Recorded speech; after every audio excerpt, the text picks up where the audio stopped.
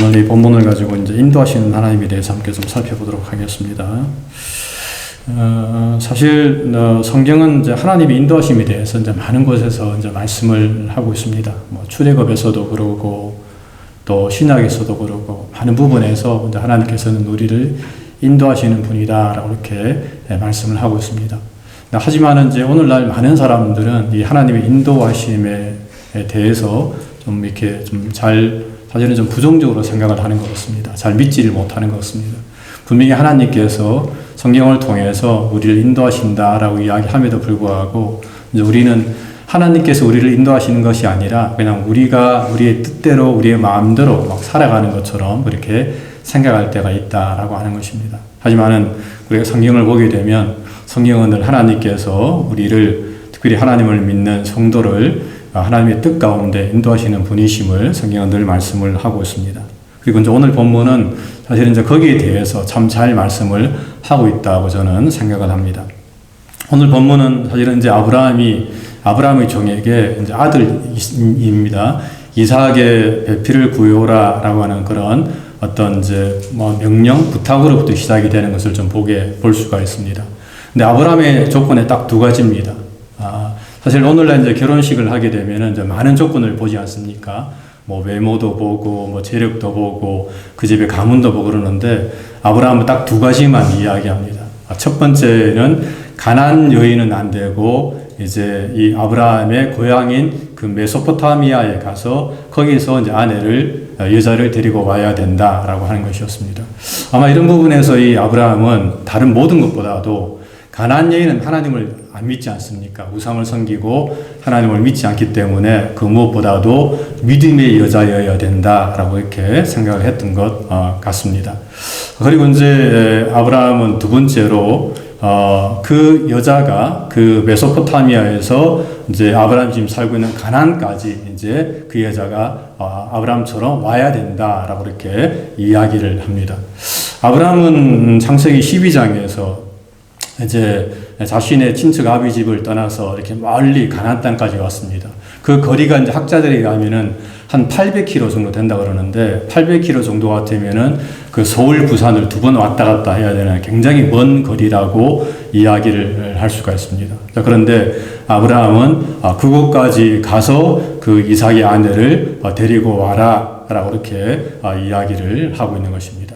그러면서 이 아브라함이 그 종에게 하는 말이 있습니다. 뭐라고 이야기하냐면 하나님께서 그 사자를 천사를 먼저 보내실 것이다. 그러니까 너 앞서 천사를 보내서 너희 길을 인도하시고 너희 모든 것들을 예비할 것이다 라고 이렇게 아브라함이 그 종에게 이야기하는 것을 좀 볼 수가 있습니다. 그리고 이제 창세기 24장은 거기에 대한 이야기라고 이야기할 수가 있습니다. 아브라함의 종이 이제 그 먼 거리를 이제 낙타 10필입니다. 10마리를 끌고 이제 메소포타미아를 쭉 가게 되는데 그 과정 가운데 하나님께서 어떻게 역사하시고 인도하셨는가에 대해서 성경이 쭉 기록하고 있는 것을 좀 볼 수가 있습니다. 먼저 하나님께서는 이 아브라함의 종이 이제 그 가나안 땅을 떠나서 그 메소포타미아까지 잘 도착할 수 있도록 인도하셨다라고 하는 것입니다. 제가 앞에서 말씀드렸던 것처럼 그 여정이 결코 쉬운 여정이 아닙니다. 한 800km 정도 같으면 말을 이끌고 가면은 모르겠습니다. 한 몇 달을 갔는지, 한 달을 갔는지, 몇 달 갔는지 모르겠습니다만 하여튼 오랫동안 그곳을 가야지만이 그곳에 이제 도착할 수가 있는 것입니다. 근데 오늘 본문에서는 그가 떠났고 그리고 도착했다라고 간단하게 한 줄로 말씀을 하고 있습니다. 물론 우리가 볼 때에 그냥 쉽게 떠나고 쉽게 도착한 것처럼 보이지만 하지만 여러분 그 여정이 얼마나 힘들었을까 하는 것은 우리가 조금만 생각해 봐도 금방 알 수가 있다라고 하는 것입니다. 1000년 후에 사도 바울이 선교지를 여행을 다니면서 그가 겪었던 어려움에 대해서 고린도후서에서 이렇게 이야기하고 있습니다. 여러 번 여행하면서 강의 위험을 겪고 강도의 위험, 동족의 위험, 이방인의 위험, 신의 위험, 강야 위험과 바다의 위험, 거짓 형제 위험을 내가 다 당했다라고 바울이 이야기하는 것을 좀 보게 됩니다. 지금 이 아브라함 시대는 3000년 전의 시대거든요. 그 위에 1000년 후에 이 사도 바울도 여행 중에 그렇게 많은 어려움을 당했다고 이야기하는데 아마 그 3000년 전에, 그 1000년 전에 이 아브라함의 종이 그 여행을 하는 도중에 얼마나 많은 어려움을 당했을까 하는 것들은 우리가 충분히 상상을 해볼 수가 있다라고 하는 것입니다. 하지만 그럼에도 불구하고 하나님께서 그 아브라함의 종이 저는 참 가끔씩 저는 신기해요. 어떻게 나침판도 없고 지도도 없는데 어떻게 거기를 잘 찾아갈 수 있을까? 저는 좀 길치거든요. 그래갖고 예전에 내비게이션 없을 때 집사람하고 어디 그 찾아다니면서 많이 싸웠습니다. 저는 이 길이다. 집사람 이 길이다. 그러고 서로 말 안 된다고 진짜 많이. 저는 제가 생각할 때에 정말 내비게이션이 저한테 제일 필요한 것 같아요. 내비가. 근데 어떻게 그 길을 찾아갔을까? 저는 그렇게 좀 생각이 듭니다. 설교가 좀 곁들여 빠졌습니다만은 하여튼 아무튼 하나님께서는 그 아브라함의 종이 그 메소포타미아 나홀에선까지 잘 도착할 수 있도록 그를 인도해 주셨다라고 하는 것입니다. 그러므로 사실은 이것도 사실은 하나님의 인도라고 이야기할 수 있습니다. 근데 우리들은 이렇게 이야기하면 별 은혜를 못 받지요. 어떻게 이야기하냐면은 아브라함의 종이 길을 가다가 강도를 만나갖고 죽을 뻔하게 됐는데 갑자기 천사가 나타나가지고 그 강도들을 싹 죽이는 바람에 아브라함이 좀 무사히 도착했다 그러면 야 하나님께서 인도하셨구나 라고 생각하는데 여러분 그것도 은혜가 됩니다만 더 은혜가 되는 것은 아무런 탈 없이 무사히 도착한 게 더 은혜인 줄 믿습니다. 여러분 그렇습니다. 그러므로 우리들도 사실은 우리 일상의 삶이 있잖아요. 어떤 사람은 이렇게 좀 다이나믹하고 스펙트클하게 뭔가가 막 이렇게 있어야지 이렇게 재밌는 삶처럼 이야기하는데 여러분 그렇게 절대 그렇지 않습니다. 의외로 정말 우리가 하루 동안 평안히 잘 지내고 그리고 아무 일 없이 무탈하게 잠자리에 누워서 자면 잠들 수 있는 것 그것이 바로 하나님의 인도하심이고 하나님의 특별한 은혜라고 하는 사실 우리가 절대로 잊어서는 안 된다라고 하는 것입니다. 평범한 일상 그것 가운데 그 자체가 바로 하나님께서 우리가 함께 하시는 증거고 우리를 보호하시고 인도하시는 그런 증거라고 하는 사실을 우리가 늘 기억을 해야 된다라고 하는 것입니다. 두 번째로 오늘 본문에서 하나님께서는 이 아브라함의 종을 사실은 이제 이 내용이 거의 다인데 이제 그 나홀의 성에 도착해서 하나님께서는 이 아브라함의 종이 이제 리브가를 만날 수 있도록 그렇게 인도하시는 것을 좀 볼 수가 있습니다. 아브라함의 종이 도착한 때가 저녁 때였다고 그러거든요. 그리고 그 저녁 때가 되면 이제 여인들이 이제 물동이를 들고 물을 길러 오는 그런 시간입니다. 근데 그때 아브라함의 종이 이제 기도를 하는 거예요, 하나님께. 하나님, 제가 이것을 도착했는데, 이제 제가 뭐라고 기냐면, 하나님, 제가 만약에 그 우물가에 서 있다가 제가 좀 물을 좀 달라고 하면은 물을 주는 여인. 근데 그것뿐 아니고 제가 가지고 온 낙타에게도 물을 좀 이렇게 길러서 낙타에게 먹이는 그런 여자를 보면 제가 그 여자가 바로 이삭의 배필임을 제가 알겠습니다. 라고 이렇게 이야기합니다. 근데 사실 여러분, 사람한테 이렇게 물그릇 주는 것은 이거는 사실 별것 아닙니다. 그냥 이렇게 뭐 떠서 이렇게 주면 되니까 마시면 되는데 낙타는 한 번 먹을 때에 40리터를 마신다고 합니다. 여러분 사람이 1리터짜리 물을 물론 목마를 때는 다 마실 수가 있습니다만은 그것도 먹기 힘들거든요. 근데 낙타는 40리터를 한 번에 다 마신다고 합니다. 동물이기 때문에. 그러므로 이 아브라함의 종이 끌고 가는 게 10필이거든요. 그러면 400리터의 물이 필요한 겁니다. 그러므로 사실 그 낙타들에게 물을 먹인다고 하는 것은 결코 쉬운 일이 아니다라고 하는 거죠. 정말 많은 수고를 해야 됩니다. 계속해서 우물에 가서 물을 퍼다가 담고 해야지 10마리 낙타가 그 물을 다 마실 수가 있는 것입니다. 그런데 아브라함의 종은 그렇게 하는 여자를 보았을 때 그 여자가 이삭의 배필인 줄 제가 알겠습니다. 라고 이렇게 기도를 하는 겁니다. 그런데 참 놀랍게도 그 아브라함의 종이 기도를 마치자마자 리브가가 이제 물동이를 들고 그 우물로 물을 길러러 나왔다라고 하는 것입니다. 참 이런 부분에서 우리가 생각해 볼 수 있어요. 리브가가 아니고 다른 사람이 나왔으면 어떻게 할까? 여러분 다른 사람이 나올 수 있습니까? 없습니까? 없습니다. 나올 수 있을 거라고 생각하시면 안 돼요. 왜? 하나님께서 그렇게 역사하고 있기 때문에 다른 사람은 나올 수가 없습니다. 주인공은 리브가이기 때문에 리브가가 나오는 거예요. 리브가만. 제가 가끔씩 집사람한테 그런 이야기 합니다. 당신 말고 다른 여자 만나서 우리가 어떻게 살았을까? 그럼 집사람 하는 이야기가 쓰잘데없이 그런 이야기 왜 하냐는 거예요. 아무 도움도 안 되는 이야기. 그냥 하나님께서 나하고 당신하고 만나서 결혼해가 살도록 했는데 왜 거기에 다른 여자, 다른 남자 만나가지고 살았으면 어땠을까? 그런 이야기는 도움이 안 된다는 거예요. 또 오늘 본문에서도 마찬가지입니다. 딱 이 상황에서는 리브가가 나오게 되어 있다라고 하는 것입니다. 그리고 너무 놀랍게도 이제 아브라함의 종이 리브가에게 가서 이제 이야기합니다. 물 좀 마실 수 있겠냐? 그러니까 리브가가 얼른 그 물동이를 내려놓고 물을 떠서 그 종에게 줍니다. 그리고 난 다음에 그 리브가가 이 아브라함의 종이 이야기도 안 했어요. 낙타에게 물을 좀 먹여달라고 이야기도 하지 않았음에도 불구하고 이 리브가가 가가지고 직접 내가 그 낙타에다가 물을 먹이겠습니다 하면서 계속 우물가에 가서 갔다 왔다 하면서 그 10마리 그 낙타에게 물을 충분히 먹였다라고 성경은 말씀을 하고 있는 것입니다. 그리고 그 광경을 아브라함의 종이 멀리서 멀찌감치 잘 쳐다보고 있었습니다. 그런 가운데 이제 아브라함의 종이 그 리브가에게 묻습니다. 누구의 딸이냐라고 물으니까 리브가가 말하기를 저는 부두엘의 딸입니다. 그러면서 나의 할아버지는 나홀이고 또 할머니는 밀가입니다 라고 이야기합니다. 여기서는 나홀은 아브라함의 친동생입니다. 남동생. 그리고 밀가는 아브라함의 제수씨가 되는 거죠. 그러므로 리브가는 바로 이 아브라함의 조카 딸이 되는 겁니다. 그 이야기를 듣고 이제 이 아브라함의 종이 하나님께 엎드려 절을 하면서 경배를 하는 겁니다.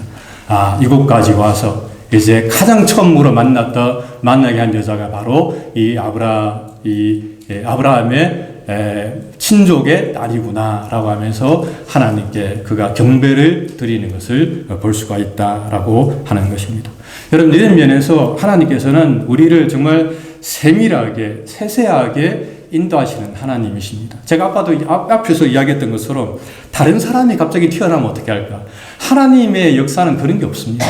딱 그 사람이 딱 나오게 되어 있다라고 하는 것입니다. 그리고 그렇게 하나님께서 그 가정을 인도해 나가셨다라고 성경은 이야기를 합니다. 그리고 이제 이 아브라함이 그 가정에 초대를 받습니다. 그리고 초대받았을 때에 이제 아브라함이 리브가의 가정에 가서 이제 이야기를 하는 거죠. 내가 이렇게 해서 내가 이제 오게 되었다라고 이야기합니다. 그리고 이제 그 이야기를 사실은 창세기 24장 여러분 읽어보면 또 동일하게 한 번 더 쭉 합니다. 그러니까 아브라함의 종이 리브가의 집에 가가지고 자기가 겪었던 그 과정을 앞에 설명을 한번 쭉 했는데 동일하게 똑같이 또 쫙 설명을 하는 겁니다. 아주 자세하게. 어떻게 보면 우리가 좀 지루하다. 앞에서 다 설명했는데 똑같은 내용으로 또 설명을 하고 있는 거예요. 그렇다면 그것을 통해서 성경이 말하고자 하는 것은 무엇입니까?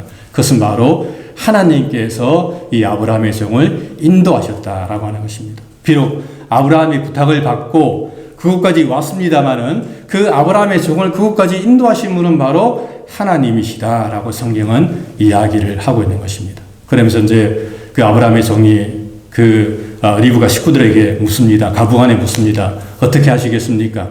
내가 이렇게 왔는데 이제 우리의 종 아브라함의 아들 이삭과 리브가를 결혼시키겠습니까? 말겠습니까? 하고 가부를 묻습니다.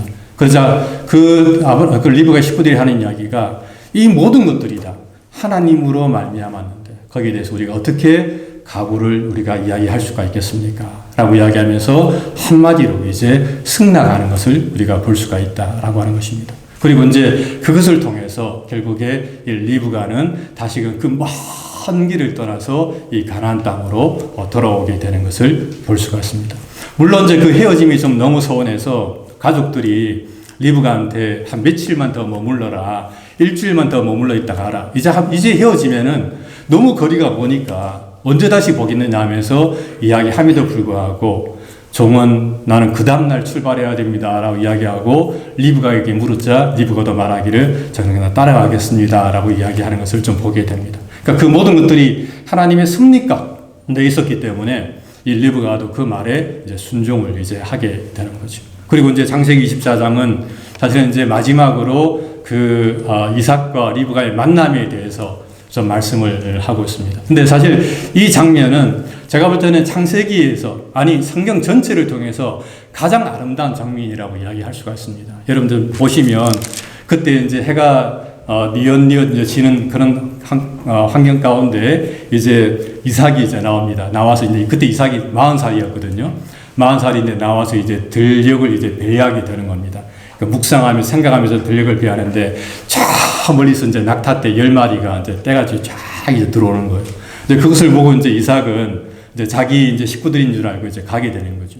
그리고 이제 그 모습을 보고 리브가가 이제 묻습니다. 저기 오는 사람이 누구냐라고 늙은 종에게 물으니까 그 종이 하는 이야기가 바로 우리의 아브라함의 아들입니다. 라고 이렇게 이야기합니다. 그래서 이제 리브가가 자기 얼굴, 우리 오늘 조집사님 마스크 쓰고 왔는데 이 얼굴을 이렇게 쫙 가리는 거예요.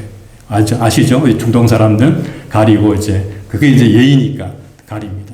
그리고 난 다음에 이제 아브라함의 종이 가서 이제 이삭에게 그동안 있었던 자초지종을 다 이야기하는 겁니다. 그리고 이제 그 말을 듣고 이삭이 이제 리브가를 맞이해서 사라의 어머니의 이제 사라는 이제 죽고 없으니까 그 천막에 이제 들어가서 그를 아내로 맞이하고 사랑을 하면서 그가 위로를 받았더라라고 창세기 24장은 이제 그렇게 마치는 것을 우리가 볼 수가 있습니다.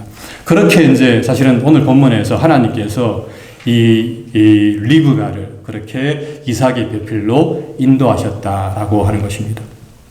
그러므로 이제 우리가 이 말씀을 통해서 알 수 있는 것은 정말 하나님께서는 우리를 인도하시는 분이시다라고 하는 것입니다. 우리가 볼 때는 그 모든 것들이 우연처럼 이루어지는 것처럼 보이지만 하지만 그렇지 않습니다. 하나님은 우리의 삶을 늘 정말 인도하시는 하나님이심을 성경은 늘 우리에게 말씀을 하고 있습니다. 물론 때로 여러분 하나님의 인도가 이 오늘 본문에 나오는 창세기 24장처럼 정말 순탄하고 아름답기만 하다. 절대 그렇지 않습니다. 어쩔 때는 이 하나님의 인도하심을 통해서 우리가 인도함을 받음에도 불구하고 많은 어려움을 당할 수도 있습니다. 그것은 우리가 신약시대 신약선서에 나오는 그 사도 바울의 삶을 봐도 마찬가지입니다. 하나님이 분명히 날마다 이 사도 바울과 동행하면서 인도함에도 불구하고 사도 바울이 너무나도 많은 어려움과 고난을 받는 것을 볼 수가 있습니다. 우리도 얼마든지 그럴 수가 있습니다. 하지만 그럼에도 불구하고 참 놀라운 것은 하나님의 인도하심에는 후회하심이 없다라고 하는 것입니다. 비록 우리가 힘들고 어려웠지만 그럼에도 불구하고 하나님 그것을 통해서도 당신의 뜻을 이루고 하는 분이다라고 성경은 우리에게 말씀을 하고 있는 것입니다. 그런 면에서 사실은 우리가 하나님의 정말 인도함을 받고 그것이 하나님의 뜻이라고 생각하는 사람은 진짜 아무리 힘들고 어려운 가운데서도 그것을 참고 견디고 인내할 수가 있다라고 하는 것입니다. 마치 예수님께서 하나님의 뜻임을 알고 십자가상에서 십자가를 지고 골고다 언덕에서 죽으셨던 것처럼 정말 그것이 하나님의 뜻이다라고 우리가 정말 안다면 그 상황에서도 우리는 참고 견디면서 그것을 감당해 나가는 그런 힘을 우리가 발휘할 수가 있다라고 하는 것입니다.